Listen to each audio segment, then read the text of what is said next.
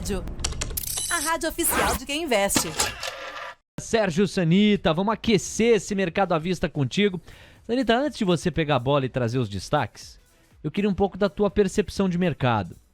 Você, logo quando Lula foi eleito, chegou a resumir muito bem, na minha opinião, 15 dias depois do resultado do segundo turno, que o benefício da dúvida estava sendo dado em favor de Lula por parte do mercado. Depois da primeira semana, isso se perdeu completamente diante dos discursos dele. Estou fazendo só um paralelo porque eu queria um comentário nesse sentido, nessa direção. A gente está vendo a PEC aprovada no Senado, vai para a Câmara, o mercado ainda tem uma esperança. O tamanho, não sei qual que é o tamanho dessa esperança, mas existe uma esperança de desidratação, haja vista que a sustentação do Bolsa Família no patamar dos R$600 custaria cerca de 50 a 60 bilhões. Nós estamos falando de, dentro do teto ou fora dele, 145 bilhões. Isso mais os 23 bilhões extraordinários, quer dizer, quase 170 do rombo fiscal. Nós estamos vivendo isso, ao mesmo tempo em que a gente vive muitas dúvidas sobre Ministério da Economia, Programa Econômico, e nem se fala em arquitetura fiscal ainda. E ainda pode haver hoje o anúncio, segundo o Arco Advice, de Fernando Haddad na pasta da Fazenda. É um caldeirão delicado da porta para dentro, que ainda teve a decisão da Selic mantida em 13,75 e um comunicado que, para bom entendedor, um parágrafo basta. É hawkish, é duro e sugere a manutenção dos juros de maneira elevada enquanto não houver clareza fiscal no país. Caldo difícil para quem está comprado na bolsa, Sanita. Realmente, a gente tinha uma expectativa aí que não tivesse tantos penduricalhos nessa PEC, tem, e agora com todo esse prazo aí muito apertado, a gente fica na expectativa se realmente haverá uma desidratação na Câmara ou não. Esperamos do fundo do coração que haja, né? Eu acho que é o que vai acabar fazendo mais preço aí nos próximos dias. E possivelmente aí no dia 13, né? Entre o dia 12 e 13, o Lula deve fazer o anúncio aí dos ministros, o que vai fazer também bastante preço. Obviamente que o mercado precifica já 98, sei lá, por cento de chance do Haddad ser o ministro da Fazenda. E como foi muito bem salientado ontem no TCcast, qualquer coisa diferente disso pode trazer um rally aí de curto prazo, de curtíssimo prazo na bolsa, tá? Agora, o Haddad sendo colocado ali oficialmente como ministro, obviamente que possivelmente no dia vai ter um estresse, tá? Grande aí do mercado, mas já tá no preço isso. Então o estresse talvez seja momentâneo e pode ser minimizado, mitigado, caso haja um secretariado mais técnico, algum nome mais técnico no ministro do planejamento. A gente já vê notícias também, que grandes banqueiros aí, o Esteves, né, são os nomes citados na coluna ali, tá trabalhando, né, para tentar, junto ao mercado, vamos aceitar o Haddad, não vai ser tão ruim assim. Então, há todo um jogo aí também de interesses em relação ao mercado financeiro, que já dá como certo o Haddad aí na Fazenda em tentar minimizar e dar novamente um benefício da dúvida, né? Vamos esperar ele assumir, vamos ver o que vai dar. Mas, obviamente, que no anúncio, possivelmente, a gente pode ter um estresse ainda final aí. Sim. Tecnicamente, no Ibov, a gente tá num ponto muito perigoso. Então, minha preocupação é se a gente fechar hoje abaixo do 107,5, por exemplo, aí o negócio começa a azedar. Aí é muito provável que a gente veja nos próximos dias o Ibov caminhando lá até para os 102 mil pontos, e aí vai ser o estresse generalizado e depois o mercado vai começar a voltar, mesmo que seja o Haddad aí na Fazenda. Então, a volatilidade promete ser forte nos próximos dias, a liquidez tem diminuído, isso fica muito ruim para quem gosta de fazer operações aí, porque especialmente para quem é day trader, a gente tem que entrar com uma mão menor e aceitar um stop maior, porque a volatilidade está muito grande, a liquidez está muito baixa, e isso acaba fazendo com que fique mais difícil ter operações aí de sucesso com operações curtas, né? Volatilidade muito grande, então o cenário está bem difícil aí, até a metade da semana que vem deve permanecer assim. Eu agradeço pelo seu overview, Sanita. É legal de tempos em tempos a gente falar no sentido mais amplo e no seu racional, porque ele ajuda a nortear também boa parte do nosso público. Mais cedo, eu perguntava para o Felipe Coleta, ele ainda estava aqui no estúdio, sobre o quanto que o mercado já tinha no preço Haddad. A hipótese dele é de 80%. Você me parece um pouco mais agressivo ao entender que já está precificado um Haddad. O Guilherme Cunha, que está com a gente, você acha que a precificação de Haddad na Fazenda está em quantos por cento, Gui? Não, eu acredito fortemente que ele seja o principal nome, acima de, 90%. A adesão da massa sendo contemplado, seja hoje, via Arco ou semana que vem, que são a grande maioria dos especuladores. E isso vai ter um reflexo de curtíssimo espaço de tempo, né? Infelizmente. Então, acho que esse é o panorama que nós temos, e aí por isso que até, que nem o Sanita falou do TCCast ontem, qualquer nome, se fosse Guilherme Cunha como ministro da Economia ali, o mercado reagiria bem. Então, todo mundo tá já precificando o Haddad no anúncio. Você acha que hoje no preço tá o quê? 100%? Já tá completamente precificado o Haddad? Porque... Cai 2, 3% bolsa, sobe dólar lá perto dos 5,40, só pra todo mundo falar, viu, eu avisei, e depois volta tudo. Tá no preço. Tá no preço, mas gera a volatilidade da notícia só pra todo mundo cornetar. Entendi. Viu, falei, mas tá aí. 108 mil pontos e 5,40 é esse norte aí que nós temos como reflexo da parte ministerial da coisa. Quer dizer, a sua tese tá muito próxima da do Sanita. Você entende que já está no preço, o que não dispensa uma volatilidade imediata, mas rapidamente deve voltar ao patamar atual que já tem o risco Haddad embutido. Curto prazo, sim. Prazos maiores, não. Curto prazo, sim. Fez a volatilidade semanal, fim de ano, beleza. Agora aí as expectativas da Bolsa são reduzidas face a esse acontecimento. Mas o anúncio é isso. Caos no curto prazo, todo mundo falando que circuit breaks, caramba, aí 5,40 pro dólar de uma linha reta, e aí o mercado volta na racionalidade no dia seguinte. Vamos colocando os craques para tabelar. Pois não, Sanita, à vontade.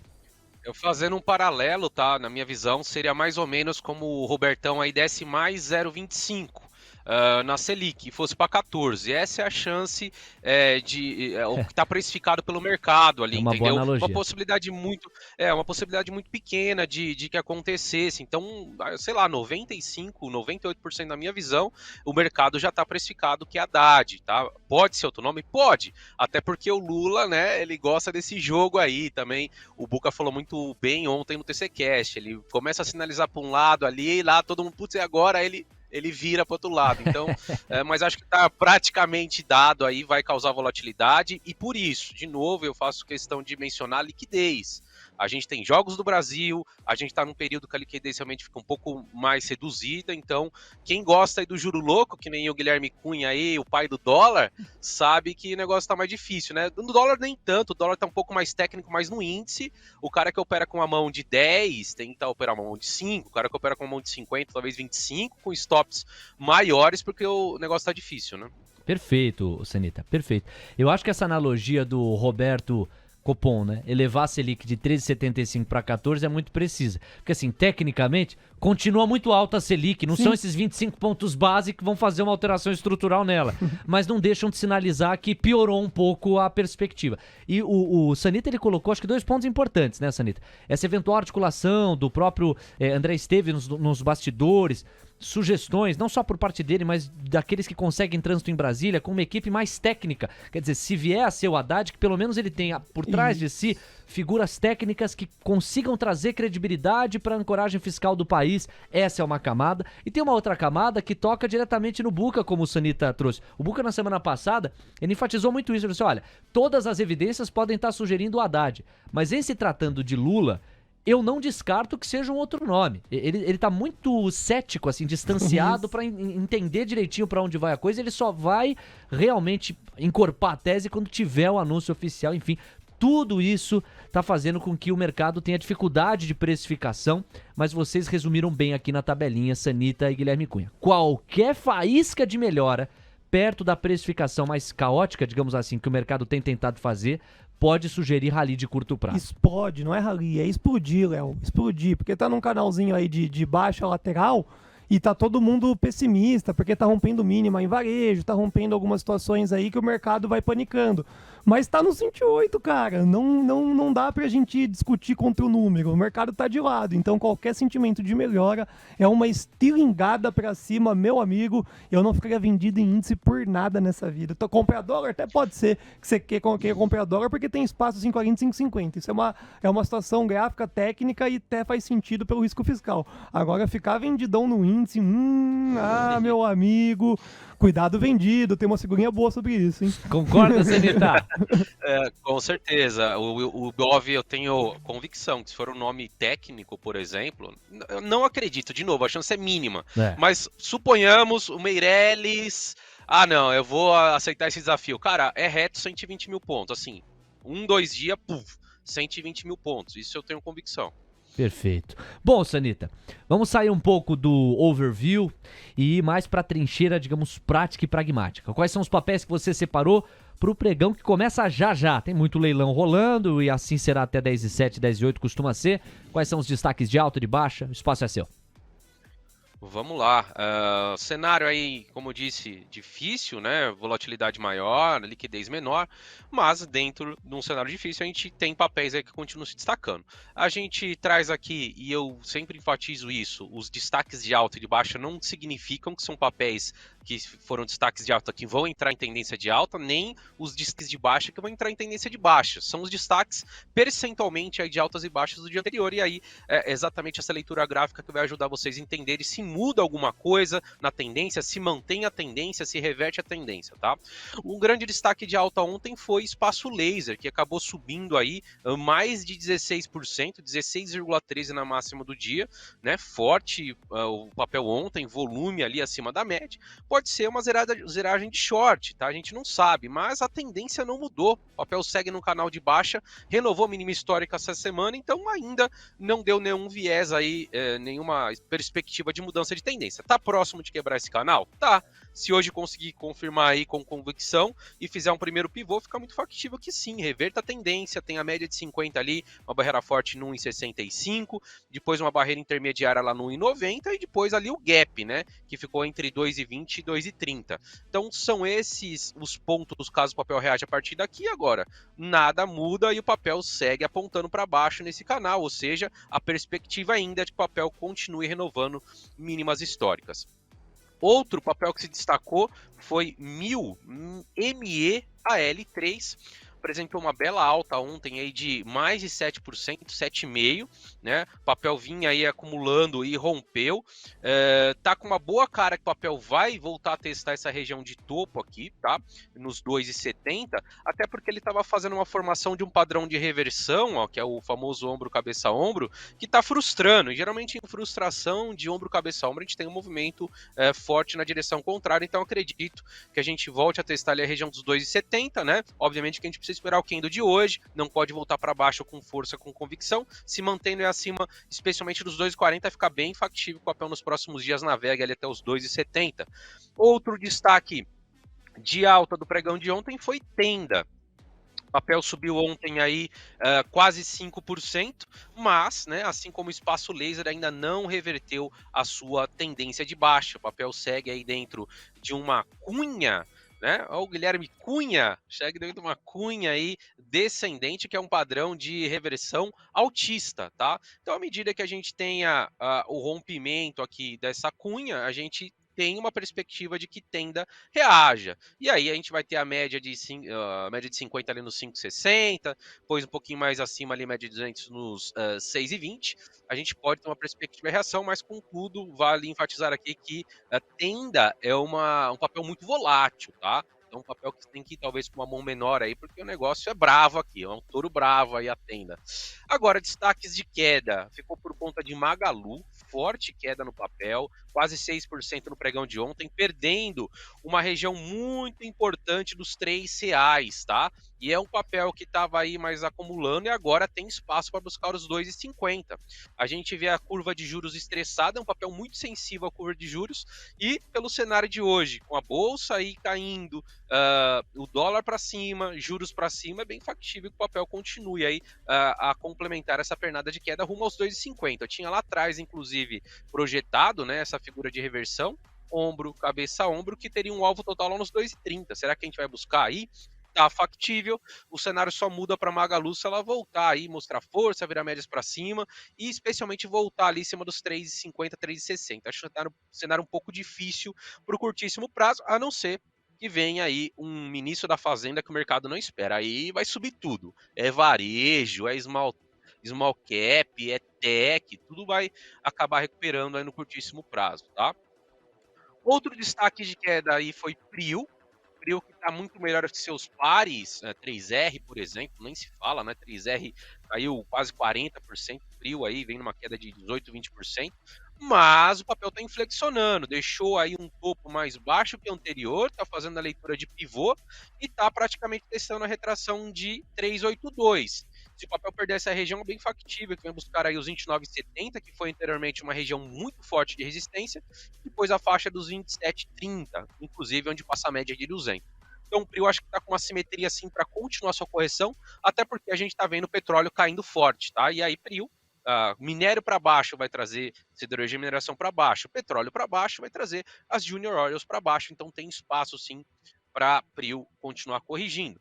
E outro destaque de queda aí foi Petz, né? Petz renovando mínima histórica, o papel está muito pesado, mas muito pesado mesmo, já abriu os trabalhos hoje, ontem caiu mais de 4%, hoje já está caindo de novo, 1,30, o papel segue aí num canal de baixa aí bem relevante, está um pouquinho esticado, ainda, apesar de estar caindo há bastante tempo, ainda não tem sobrevenda, tá? Então se a gente olha aqui o histórico recente, lá no começo de 2022, a Petz chegou a bater o IFR de 21, ainda nem perdeu os 30, que é onde começa a apresentar sobrevenda. Então, é verdade que o papel está um pouco esticado em relação à média de 21, mas sim, pode continuar caindo. E o papel ontem atingiu esse alvo aqui. Eu tinha feito uma projeção desse topo para essa mínima do 7,90, que se perdido traria o papel lá aos 6,61, bateu o alvo, tá? Então não vejo, obviamente, a simetria para short agora, mas o papel tende a continuar no viés baixista até que vire médias para cima e comece a mostrar um pouco mais de força. Pode ser aí na nomeação de um ministro que o mercado não espera. Aí Petz vai subir 10, 15, 20% aí em 1, 2 pregões. Muito bem, Sanita. Vamos seguir com os pedidos dos nossos ouvintes agora. O Thiago Felipe, aqui na nossa station, pergunta se Vale 3 pode surpreender hoje. Inclusive, já abriu o papel em alta. Vale 3 está muito bem, né? Muito forte. A gente falou ontem aí do papel, né? No Expresso da Manhã aqui.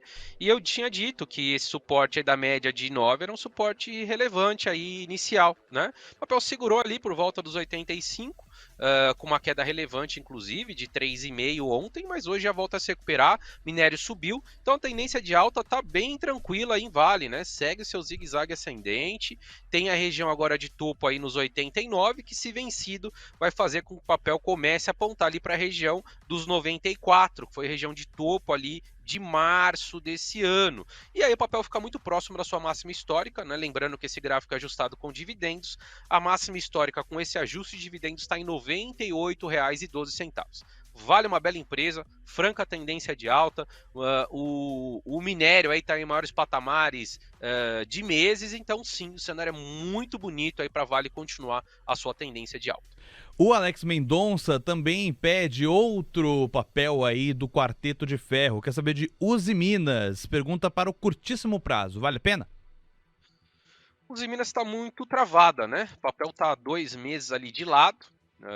Desde outubro, então outubro inteirinho, novembro inteirinho, e agora já começou dezembro e o papel não sai dali, né? É um papel que, apesar de quem entrou não está perdendo dinheiro, é um custo de oportunidade. 2 meses que você está com o seu capital travado aqui no papel, o papel não anda, tá? Então não vejo ainda tendência alguma no papel até romper a região dos 8,15, e se vier perder ali a região dos 7,15, 7,20, aí começa a trazer novamente um viés de baixa, com uma mínima do ano 6,89. Obviamente a simetria é para cima no papel, mas ponto técnico de compra só se o papel fizer esse rompimento aí dos 8,15. Aí abre espaço para buscar uma faixa ali dos 8,80 e depois tem uma região de gap lá nos 9,20, tá? Eu vejo sim uma boa possibilidade de o papel se recuperar, mas realmente tá dando sono aí os Minas, né? Beleza. Aqui no nosso WhatsApp, o Jonas fez 2 pedidos aqui. Ele pede LWSA3, local web, e também Sequoia. E ele ainda faz uma pergunta que é mais sobre um indicador, que ele pergunta para você, se você usa o indicador QQE Signals e se você recomenda para quem está começando a operar na bolsa. Bom, já respondendo o indicador, não uso, tá? Eu uso médias, uso bandas, uso IFR, estocástico. Esses 4 aqui de baixo eu uso basicamente para apontar divergências, né? Então, quando o preço está caminhando para uma direção e os indicadores para outras, começa a apresentar ali divergências, seja baixistas ou altistas. Então, se mais de 2 desses 4 indicadores que eu uso apresentam algum tipo de divergência, eu já fico atento aí que aquele movimento dos preços pode ser um movimento falso, tá? Não conheço esse indicador aí que o ouvinte apresentou. Inclusive, inclusive, existem milhares e milhares de indicadores, então você tem que pesquisar aí qual se adapta melhor a você, que você bata o olho e você identifique, né, facilmente o objetivo ali do indicador. Não conheço e não uso esse indicador que o ouvinte apresentou.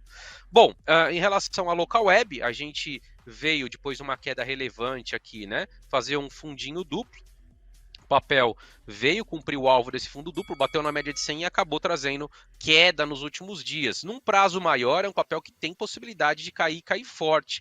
Por quê? Ele fez um baita topo duplo aqui. Caiu muito rápido, então era extremamente factível um repique. Agora, a gente tem que ficar de olho. Se o papel perder essa faixa do 7,30, é um papel que projeta alvo lá no 5,13, tá? Então, cenário difícil aí para o local web, também com juros altos. A gente olha aqui, o papel veio estressar essa região de retração de 382 dessa pernada de queda, tá? Não vejo compras para o papel nesse momento, somente se o papel voltar a superar aí essa região de topo da semana passada, onde ele chegou a bater na sexta-feira ali, R$ 9,02.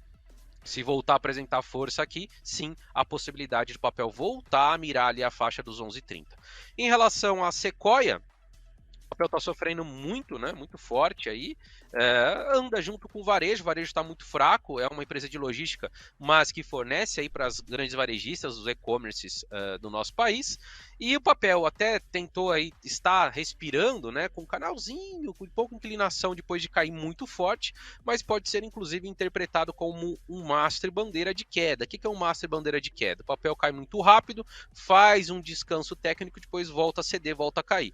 Então, muito importante para quem tem posição aí focado no curto prazo, né, comprado, se o papel perder essa estrutura, é bem provável que volte a testar ali a mínima histórica, 2,99, inclusive renová-la, tá? Dado que nesse padrão de Master Bandeira, a gente pega aqui o Master e projeta a partir da perda do suporte. Então daria um alvo muito maior do que esses 2,99. O cenário segue difícil, uma empresa que tem potencial de recuperação à medida que a gente veja uma expectativa aí de diminuição da Selic, mas não é o cenário mais provável de curto prazo. Beleza. E o João tá pedindo análise de Via. Vamos falar de varejo, Sanita? O cenário está muito complicado para varejo. A gente acabou de ver Magalu ali, né, perdendo uma região importante, e Via já tinha perdido já há alguns dias essa região aí de suporte aqui dos 2,20, tá? O papel aí hoje tá caindo 0,96, já caiu 1%, e a gente tem um suporte imediato aqui, que inclusive a gente pode traçar, nos R$2, 2,02 foi a mínima aqui. Perdendo os R$2, infelizmente, o papel vem buscar a mínima do ano, que foi 1,76. E assim como o Magalu, né, que eu havia projetado o alvo lá em 2,30, a Via deixou o mesmo padrão aqui, ó, o ombro, cabeça, ombro, que projeta um alvo lá em 1,72, inclusive abaixo da mínima do ano. Das varejistas, a que está um pouquinho melhor é exatamente o Magalu. Via tá indo buscar essas mínimas, Magalu tá indo buscar, Magalu um pouquinho mais forte, e Americanas nem se fala, né? Americanas já vai renovando mínimas no ano. Então o setor de varejo está muito pesado, e enquanto não houver perspectiva da diminuição da taxa Selic, acho que o cenário não muda. A gente deve continuar aí, obviamente, com momentos em que o varejo deu uma respirada, mas apontando para baixo. De novo, enfatizando para quem está chegando agora, né? A transmissão ao vivo aí, talvez não pegou o começo aí da nossa live aqui, se houver uma nomeação do nome técnico para a Fazenda, aí o cenário pode mudar completamente no curto prazo, e esses papéis que sofreram muito no decorrer das últimas semanas dá um respiro maior, né, subirem 10, 15, 20% em alguns pregões. Tudo bem, Sanita, são 10h12. Pessoal, bola tá rolando no mercado à vista a cada minuto que passa, o Ibovespa vai caindo 0,24%, 108.811 pontos. A notícia está no dólar, que toca a mínima intradiária, 0,11% de ganho, R$ 5,238, já está em 5,23 a moeda americana. A curva de juros chegou a pedir mais de 20 pontos base em alguns contratos, vai pedindo agora em média 14 pontos base a mais nos prêmios. Entre as blue chips, nós temos Vale subindo 1,6%, ao lado de Usiminas na mesma proporção é o grande destaque positivo, e o principal destaque negativo passa por Itaú Unibanco, que vai recuando 1,3%. Sanita, nós temos entre os pedidos pelo chat do YouTube, do Rodrigo Milan, que fala de Banco do Brasil, BBAS3. O que é que você destaca? Boa, vamos lá. Banco do Brasil, né, com todo o ruído, e especialmente pós a vitória ali, né, do Lula, caiu bem, caiu forte. E não foi só Banco do Brasil, né? Os bancos aí como um todo caíram bem. E ele tá naquela fase de respiro, caiu muito forte, fez um respirinho aqui, mas a gente tem que ficar atentos. Não mudou a tendência para alta ainda, apesar das médias estarem querendo virar para cima. Por quê? Porque ele perdeu essa retração de 618 e agora, né, tá tentando vencer essa região que era suporte, agora é resistência.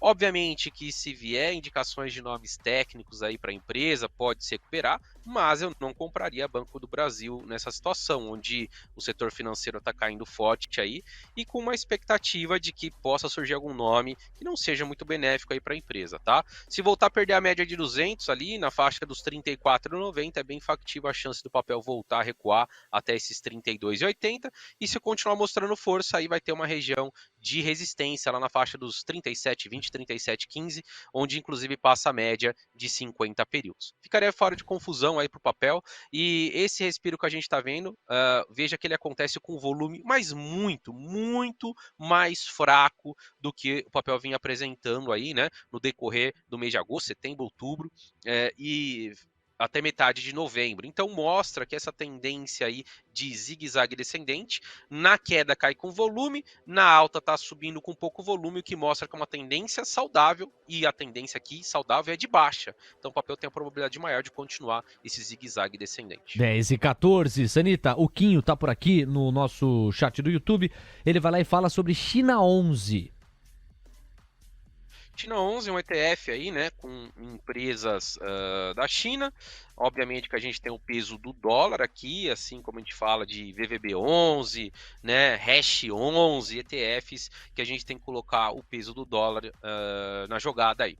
Tá subindo hoje já 2,63, ontem caiu 2,09, mas a tendência de alta aqui prevalece, zigue-zague ascendente. Tá muito parecido esse gráfico aí de China 11 com o gráfico de EM, quer ver? Só de memória aqui dá para ver que tá bem parecido. Ó, nos emergentes, olha só, por que que tá, pô, Sanita, olha só, tá quase igual o gráfico. Por que que tá assim quase igual? Porque a gente tem a China com um peso muito grande no EM, que é o ETF que representa os emergentes lá na Bolsa de Nova York. Então, como a China está em franca recuperação de curto prazo, vinha numa tendência muito forte de queda, agora está nessa tendência bonita de alta aí, rompendo média de 200, e sim, tem espaço para continuar subindo ali, tem uma resistência intermediária na faixa dos 6,48, é ali que o papel vai ter um pouquinho mais de dificuldade de vencer, e depois a região dos 6,85. Tá? Não está tão colado das médias, então a simetria diminui para comprar aqui, mas se o ETF ficar um pouco mais travado, até a média de 21 especialmente, vir buscar os preços, aí começa a aumentar a simetria para tentar uma compra aí nesse ETF. 10h16 e o Diego Kerber fecha a tabelinha com o nosso Sanita com mais um destaque do lado de lá, Diego, pois não, diga lá. Vamos lá, Sanita. Ó, aqui chegou mais 2 pedidos do André Brandão na nossa station. Ele pergunta sobre Cebav 3 e também sobre Braskem, BRKM5. Boa, vamos lá. Cebav, né, Companhia Brasileira de Alumínio, tá numa expectativa de começar uma tendência de alta. O papel tá bem travadinho ali, né? Bem chato, assim como os Minas, né? A gente falou aí de os Minas, tá dentro dessa congestão. Tá muito próximo agora de romper, e rompendo fica assim com uma boa possibilidade de buscar a média de 200 lá nos 13,80, e depois aí mais acima esse topo do mês de setembro, onde chegou a bater ali 14,82. Então daria para colocar no radar sim o papel, rompendo essa região dos 12,40, começa a ficar bem factível o movimento de alta. Tá mais próxima de romper essa resistência do que a gente viu os em Minas. Então ficaria atento, colocaria no radar, e fechando hoje, especialmente acima desses 12,40, fica legal o papel, viu? E Braskem vem numa tendência de queda.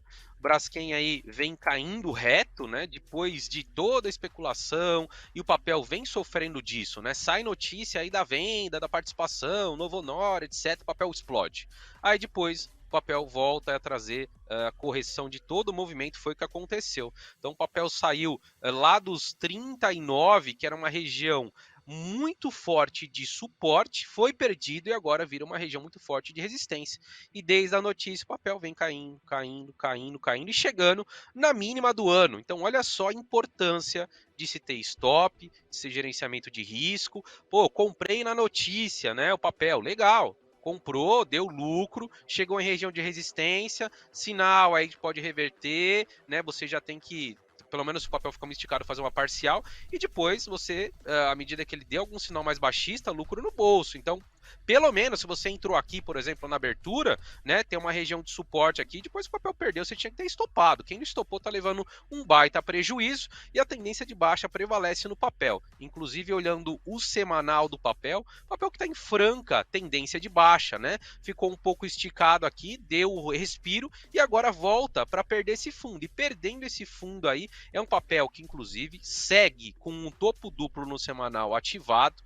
E olha só, onde que é o alvo do papel? É R$18. O papel está apontando para lá, né? Obviamente que não vai ser na semana que vem ou no final do ano, mas se a tendência de baixa continuar, é para lá que o papel está apontando aí em um médio prazo. Então, muito cuidado com o viés aí de notícia, né? E de não usar stops aí depois que o papel mostra que a tendência deve prevalecer. Muito bem, Sanita. Meu parceiro, super obrigado. Amanhã a gente conversa em ritmo de Hexa. Brasil e Croácia, quartas de final. Aliás, pessoal, já aproveito o gancho aqui na tabelinha com o Sanita. Amanhã o Expresso da Manhã vai apenas e tão somente até às 11 da manhã. Uma horinha aí antes do jogo, a gente para. E aí você vai se ajeitar, vai ajeitar o batimento cardíaco, vai fazer o seu café, o seu almoço, o seu aperitivo, o coração vai bater mais forte, a bola vai rolar. Tudo dando certo, o Brasil vai para as semifinais. E aí o Expresso da Tarde volta no seu horário padrão às 15 horas para o fechamento do mercado. Inclusive o Sérgio Sanita será uma das atrações já familiares. Um abraço, Sanita, até amanhã. Grande abraço, até. TC Rádio, a rádio oficial de quem investe.